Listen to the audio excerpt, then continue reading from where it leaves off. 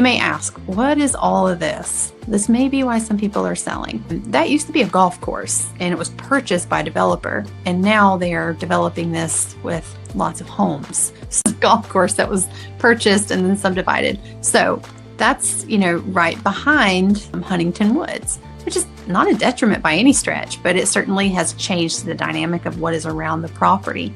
So that may be a deterrent to some people. It is still within the St. Stephen's High School area. Your elementary school is St. Stephen's Elementary School, and you're still in the Arndt Middle School.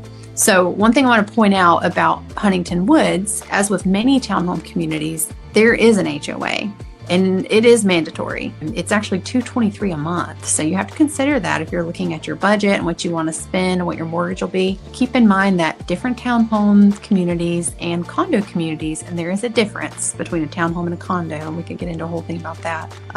They offer different things and they have different fees, and what you get differs between each community. And one thing to keep in mind as well, and this is actually something I happen to have some knowledge about with Huntington Woods, if there is a assessment, meaning if there's, say, the gazebo needs a new roof or something like that, it can be imposed on the property. So you want to make sure you have good guidance and representation when you're purchasing a property, because that's the type of discovery that a fiduciary, an advocate, like a real estate agent, would perform for you to investigate, because sellers are required to disclose that. In North Carolina, it's a buyer beware state. So keep that in mind too. That's why we like to do these map videos and go over in depth about that. And that's also why we encourage you, as we said before, if you see value in these videos, stay connected with us on this channel, because there's going to be insights that we can give to you because we're here and we live here and we know the community.